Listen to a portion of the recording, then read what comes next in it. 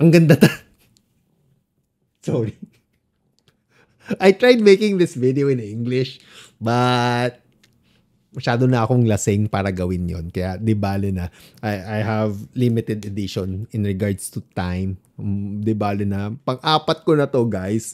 I just wanted to rant.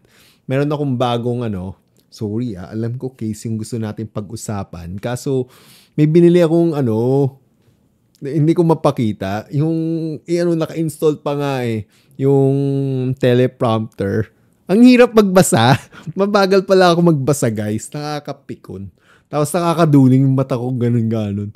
Anyway, more about this case, guys. Maganda siya. Medyo matagal na sa akin yung case. May 6 or 5 months na yata to. Marami ng graphics card na napagdaanan to. By the way, guys, medyo madaldal ako ngayon. Timestamp, time bar below. Check the description field in regards to what I'd be ranting about this video, okay? Going back. Itong case na to, medyo marami nang napagdaanan na graphic. Marami, tatatlo lang.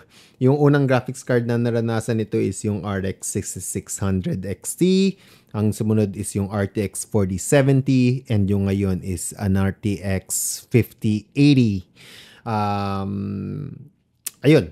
Walang problema, ang ganda ng performance kahit yung yung stock na air intake sapat na. Pwede. Pero in my opinion, yung gumawa nito sa Fractal, I really think nasa isip nila yung bibili ng case nito will be adding more fans. Like, for example, biyan ko kayo ng example sa NZXT, one of my previous cases, NZXT H510. Yung case na yon very dependent sa negative type of pressure in regards to fan configuration, di ba? Na kung saan kapag nagdagdag kayo ng intake fans, mapapasama pa nga yung temperature ng GPU, ng graphics card. So, kung exhaust fan lang yung meron yung case na yon, maganda sana yung performance ng temperature ng graphics card. Pero kapag nagdagdag ako ng intake fans, magiging neutral and or positive type of pressure na yung case, napapasama para sa graphics card. Hetong case na to, it's really intended, in my opinion, for you to add additional fans. Mayun lang yun. But, going back sa stock fans, tatlong 140mm intake fans, sapat na, yes. Tapos kung dadagdagan ninyo ng fans, mas mapapaganda. In my case, nagdagdag ako ng 2 side fans as intake, isang exhaust fan sa likod, at 3 fans sa taas. Yung 3 fans sa taas is also an AIO, liquid cooler. Maganda yung performance. Tapos, airflow, napakaganda. Kahit yung 3 intake lang na stock, sapat na. Kaso nagdagdag pa ako, so lalo kong napaganda. So, alam mo na, kapag ito yung case mo, guys, kailangan ninyong linisin to every so often kasi mag-accumulate talaga yung alikabok sa loob. Kung napansin niyo sa B-roll ko, nilagyan ko ng air filter sa gilid tsaka sa harapan. Yes, kapag ginawa ninyo yan, iingay. Kahit same speed. Yung stock nito, 20% lang yung front and exhaust without the filters, no? 20% ang front at saka exhaust. Tapos 40% sa 40% sa side fans. Goods 'yun. Same speed, nilagay ko yung filter, yung echo ng acoustics, mas narinig ko. At dahil may filters, same fan speed, no? Same fan speed with the filters on, mas narinig ko dahil nag-e-echo nga yung sound or yung noise. Pero dahil may filter, restricted ngayon yung airflow. So, kailangan ko ngayon dagdagan yung fan speed. Yung side, naging 1600 RPM. Yung front, naging parang 800 RPM. Parang ganyan. So, mas narinig ko pa. Mas umingay nga siya, guys. Pero, hindi naman siya nakakairita, in my opinion. Ako kasi, I prefer function over, ano yun? Di ko alam kung anong tawag dun. Basta mas gusto ko maganda yung performance niya. Hindi bali sa akin maingay, basta maganda yung performance. And also, may alaga akong aso, guys. At malakas maglagas yun. Kung hindi ko lalagyan ng filter to, lilinisin ko to every week. Ngayong may filter ako, yung previous video card ko, never ko pa pinalitan yung air filter. Matagal. May 4 months to. Mahina 4 months, hindi ko pa pinapalitan yung filter. Ngayong in-install ko yung 5080, syempre, pinalitan ko na, di ba? Pero for context, guys, yung computer ko sa sahig, liquid cooled yun. Mas mainit yun, guys. Mahirap palamigin yung CPU at saka yung graphics card noon. i9 at saka 4090 yung nandun sa baba na naka-liquid cooled. 2 months bago ko palitan. Heto, tansya ko lang 4 months bago ko to palitan. Kahit ano pa yan, malalaman ko rin naman kung kailangan ng palitan eh. Kasi magkakaroon ng mancha. Yung mancha niya yung parang ganyang kalaking mancha. Yung singlaki ng exhaust fan or ng air intake, 120 mil fan. Magkakaroon niya ng mancha na dumi dahil nga humihigop ng hangin, di ba? Kung nakakairita ng tignan yung mancha, yan, papalitan ko na yung air filter. But otherwise, wala akong problema sa air filter. I actually prefer it. At kung balak ninyong bilhin yung air filter na meron ako, na its link will be in the description field below. Napakamura lang, parang 200 pesos, 10 peraso ang mura, di ba? Tapos, so yan yung lagi kong ginagamit. Fabric to. Tapos, ilalagay ko na rin. May in-order akong bago eh. Yung nylon mesh type. Yung nylon mesh type, I don't think it will be quite as effective as the fabric one in regards to filtering the yung air na pumapasok. But then again, susubukan ko more on that in my future video. Feel free to subscribe, hit the notification bell para hindi nyo malampasan yung napaka-exciting na video ko na iyon, no? Anyway, more on this. Isa lang yung negative na masasabi ko dito sa case na to. Lahat nabebend. Kapag during my installation process na, lalo mo yun, nagbe-bend lahat, wobble. It wobbles. Yun lang yung masasabi ko. Pero kung naka-install naman, when it's put all together, no problem, sturdy naman. Oh, yan oh. Ay, sorry. O, di ba? Yung case yung inulog ko, yung lamesa lahat yung nanginig. Kasi IKEA lang yung ano. Sorry. Anyway, mukha namang sturdy yung case. Ang bilis ko ma-excite, no? Napansin nyo. Anyway, everything put together, no problem. Pero, napansin ko yung problema nung in-install ko yung RTX 5080. May kabigatan yung RTX 5080 from MSI Vanguard model. Mabigat yun, guys. In-install ko siya sa horizontal orientation. Pagka-install kong ganun, screenu ko, pagkabitaw ko sa card, nalaglag, yung PCIe bracket sa likod, ganyan, not kidding, bumaluktot yung PCIe bracket kung saan ko sinuscrew yung video card. 'Di ba? Pero naayos yun. Nung ginamit ko to, yan o, yung GPU stand that came with the video card, umayos. Pero sa nipis nung paa nito, ang nag-bend naman, yung PSU shroud. As in, nung ano, diba ganito, diba? Ang hirap. Yan. Ganyan, diba? Yung PSU shroud, sabi, gumanon. Lumubog talaga, guys. So, diba? Ang hirap. Magdadagdag pa ako ng demonstration kaso kumukorny na eh. Ayan o, parang ganyan o. Ayan o, gumanyan. So, kasi ang liit kasi, diba? So, madali lang to. Kung ayaw nyo nang bumili ng iba pang GPU stand, o di kumuha kayo ng metal plate. Yung sturdy plate, tapos dun nyo patong yung itong stand na to, patong ninyo dyan, para ma-distribute nyo yung weight. Yung weight distribution mas maganda eh, di ba? So, lagyan nyo lang ng sapin. Metal plate sana. Patong nyo tong stand na to sa metal plate, na nakapatong sa PSU shroud para ma-distribute yung bigat, para hindi bumuloktot yung PSU shroud yung sa ilalim, di ba? No problem doon. Maayos na yon. Or kung may existing kayong GPU stand na merong malapad na paa, why not, di ba? Mas maganda. Basta ma-distribute lang yung weight. no problem na doon. Goods na yon. So, ayun lang. Medyo manipis lang yung bakal nung PSU shroud tsaka nung PCIe bracket sa likod. But otherwise, maganda yung case. Ang sumunod na issue ko dito sa case na to is not really, hindi talaga patungkol sa case eh. More about the video card. Yung MSI Vanguard ng RTX 5080, it came with a GPU 12-volt high power adapter. At yung adapter na yon, ang hirap i-bend guys. Alam niyo naman yung mga nasusunog na cable ngayon, di ba? Ayoko na masama sa statistic. Yung cable, it's really difficult to bend. Hindi mo siya mabebend without compromising the contact points. Kapag ginamit mo itong cable na to, hindi mo na magagamit yung side fan bracket. O, di ba? So, ayun. Pero kung okay lang sa'yo, wag gamitin yung side fan bracket, no problem naman doon guys. Kasi maganda pa rin yung airflow niya. Again, as I've mentioned, yung stock 140 sapat na. Pwede, gagana na siya. So, no problem doon.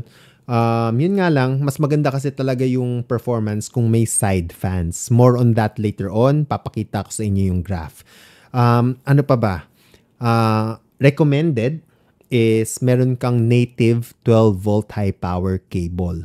Ako, yung power supply na gamit ko is from Thermaltake. Yung model ng power supply nasa description field below. Nalimutan ko yung model. 1200 watts power supply yon. It came with a native 12-volt high power cable. Hindi siya yung 2x6 cable. Yung 12-volt high power siya. Pero ATX 3.0 power supply siya. So, goods, diba? Because meron akong 12-volt high power native cable, nagamit ko yung side bracket. So, nagawa ko yun. Pero, meron din akong extrang vertical, GPU riser for vertically mounted GPU. Mas napaganda ngayon yung performance ng operating temperature ng graphics card ko. In my opinion guys, itong case na to, it's built for vertically oriented graphics card eh. Pero, kung gagamitin ninyo yung PCI ports ng motherboard ninyo, yung mga iba dun, maliban sa graphics card, syempre, out of the equation na yung vertically installed graphics card. Kung gusto ninyong vertically installed graphics card, na meron pa ring horizontal orientation cards. Yung height case, maganda rin yon, pero hindi ko alam yung performance. Ang akin lang kasi ang ganda nito eh. Vertically installed graphics card ganyan, tapos may fan dito sa harapan. Ganda oh, may sariling ventilador yung graphics card mo. Ang ganda, 'di ba? Yung kukumpara ko dito, yung tatapat dito na case is yung Asus case ko, yung Prime, nalimutan nyo yung case ito eh, Prime 200, Prime 210, 201, parang ganyan. Yung description ng M, kaso yun, M80X yun. Heto 80X. So, medyo, kayo bahala. Pero yung Prime M80X case ko, maganda din yun. Its link will be in the description field as well kung curious kayo sa M80X build. Feel free to comment as well kung gusto ninyong gawan ko ng video yon ha. Balik na muna tayo sa Fractal North XL kasi itong video na to baka tumagal ng 1 oras. Yeah. So yun lang yun. Maganda yung case. Sturdy siya kapag ka naka-install. Tapos wag mo siyang hahawakan. Napaka-sturdy. Wag mo lang siyang baklasin tas ganun-ganunin. Mapapansin mo yung pagkalambot niya. So, sorry, may monitor kasi dito. Yun. Kapag ka naka-install, maganda. Ganda ng itsura, ganda ng performance, goods. Ngayon, in regards to some stress test and benchmarking na ginawa ko. Yung configuration ko muna.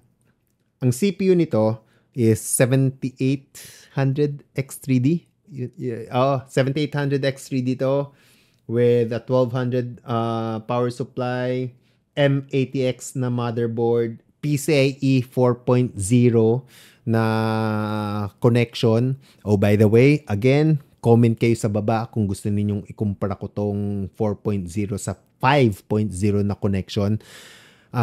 Pero meron na gumawa na si Gamers Nexus at saka si Debauer ng video about comparing 5.0 at saka 4.0 na PCIe. Panoorin yung video. Maganda yun. PCIe Gen 5 versus Gen 4 RTX 5080. Ayan, 5090. Search ninyo yun. Maganda yung video na ginawa nila. Pero kung gusto niyo in Tagalog version at gusto niyo makita yung mukha ko, comment lang kayo. Gagawin ko ng video yun. Next is, ano nga ba? Ngayon, in-overclock ko rin yung card ko, guys. Naka-overclock siya to, nalimutan ko na yung value kung ano ko siyang in-overclock. Nandyan siya sa background. Tapos nun, ayun, tatlong setup. First setup, conventionally installed horizontal orientation with no side fans. Walang side fan, yung ano lang, yung side panel na agad-agad para sa mga naka 12 volt high power adapter. Tapos, isang horizontal ulit ng may side fans. Tapos, vertically installed na GPU ng may side fans. Tapos, in regards to fans, lahat ng case fans ko, 50%. Tapos, yung GPU fan ko, naka-fix 40%. Yung case fan ko, 1, 2, 3, 4, 5, 6, 7. 7 case fans. Tatlo sa harap na 140, tatlo sa taas na 120, exhaust, isa sa likod, exhaust. Tapos yung side fan ko, dalawang 120. Okay? So, heto na ngayon yung mga graphs. Tapos heto yung graphs, guys. By the way, ang gamit ko dito, Furmark. Again, naka-overclock to. I ran the test ng 30 minutes pero pinakita ko na lang dito is 10 minutes kasi nag-plateau naman Nag-plateau na yung temperature. No sense in showing more than 10 minutes kasi number one, ang hirap ipakita sa graph. Masyadong naka-zoom out. Kailangan i-zoom in. So, first 10 minutes na lang. Tapos, I have the red, the green, and the blue line. Yung red, horizontally installed, no side fans. Yung green is horizontally installed with side fans. Tapos yung blue is yung vertically installed. Yung red, ang gamit ko dyan yung adapter ng 12 volt high power. Tapos yung green, dahil nagamit ko yung side fans kasi ginamit ko yung native 12 volt high power na kasama nung power supply ko. Tapos yung blue is vertically installed regardless of the cable kasi may side fans naman siya. Kasya yun, naka-vertically installed no? Tapos dito sa upper left, guys, may tatlong groups dyan. Yung left group is yung minimum, yung middle group is yung average, yung right group is yung maximum. I-zoom ko lang. Ayan siya. So, yung minimum, medyo hindi tayo concerned dyan. Ang concern, tsaka yung average, ang concern tayo, guys, is yung maximum. Kung napapansin ninyo, yung red line is yung mainit. Nung nilagyan natin ng side fans, pero ginamitan ko siya ng 12 volt high power native cable, napalamig ko siya. Tapos, sa blue line, vertically installed yung GPU ng may side fans, napakaganda ng operating temp niya. So again, yan yung graph for the GPU temperature. Heto naman ang VRAM temperature. Again, very similar. Siyempre, nangingibabaw. Malamig talaga yung blue temp. Sumunod is yung green. Sumunod is yung red. Heto ngayon, i-zoom ko ulit sa bandang kaliwa. Sa top, ang maximum ng no side fans, horizontally installed, 68 degrees. Horizontally installed, nilagyan ko ng side fans, napalamig ko siya ng 2 degrees. Tapos nung vertically installed, tapos may side fans pa, mas napalamig ko pa siya, 58 degrees. So, dito naman is yung GPU clock, guys. Again, for the first 10-minute run, i-zoom ko lang. Wala tayo masyadong pakialam sa minimum and sa average. Tignan na lang natin yung maximum. Ang maximum nito is 3127 MHz for all clocks. Again, guys, disclaimer, baka hindi ninyo ma-experience to. Naka-overclock to. Going back, naka 3127. Guys, I will put a marker. Kailangan ko kasi lagay yung marker for better, para better representation ng graph, no? So, heto yung marker. At dahil nilagyan ko siya ng marker, ma-appreciate na natin yung minimum, average, and yung maximum. Tapos again, nung in-apply ko na yung marker, nandito ngayon yung marker, I will go to the next window, or rather, next picture. Heto ngayon, applied na yung marker, guys. Again, dahil applied na yung marker, ma-appreciate na natin yung minimum, average, and maximum. Yung minimum na nakuha ko, guys, during the run, since may marker na ako, yung 10 minutes na video or yung 10-minute graph baseline ko, nabawasan pa ng 4 seconds kasi nga may marker di ba? Ngayon, ang minimum natin during the 9-minute 56-second run, ang minimum clock nun is 3112 minimum. Ang average is 3112. Or rather, ang minimum ng red line is 3112. 3112 din yung green line. 3120 ang blue line. Ngayon, ang average, 3114 for the red, 3114 for the green, 3120 for the blue. Ngayon, ang maximum naman, heto medyo weird. 3127 para sa red, 3120 for the green, 3127 for the blue. So, okay lang yan. Sinabi ko lang weird kasi yung red is walang side fans. For some reason, mas maganda yung peak temperature ni red kesa kay green. Pero ang importante dito sa graph na to, guys, is yung average. Kung mapapansin niyo dito, in regards to clock stability, is kung sino man yung nakakapagbigay ng continuous or stable cooling, siya yung may stable clock. Kung mapapansin niyo dito, si red at saka si green, nagbabago yung minimum and yung maximum niya. Tapos yung average niya, iba rin. Pero kung mapapansin nyo kay blue, na maganda ang cooling, yung minimum na nakuha niya, 3120. Ang average niya, 3120. Pero nag-spike siya ng 3127. Ang bottom line dito, guys, is si blue line ang stable, 3120. Napakaganda. Kung maganda yung cooling, stable yung clocks, it will promote better clocks for both GPU and memory, no? Memory speed. There you have it, guys. So, ayun lang. Natuwa lang kasi talaga ako dito sa case na to. Before, hindi ko ma-vertically install yung GPU ko kasi meron akong isang Thunderbolt na naka-install sa baba. Pero I decided to remove it. Tapos yung motherboard nito, pinalitan ko ng M80X. Kasi yung Asus Prime na case ko, nalimutan ko yung model ng Asus Prime nasa description field below. Yung motherboard ni Prime, nilipat ko dito, naka M80X na. Since naka M80X na, hindi ko naman magagamit yung PCI slot sa baba, binertically install ko yung GPU ko. Nung binertical install ko yung GPU ko, mas napaganda pa yung temperature, natuwa ako. So, yun yung kwento ng case at gusto ko i-share sa inyo. Kung interesado kayo sa case na to, sana nakatulong tong video na to. Medyo Tagalog lang tong video. Anyway, wala lang.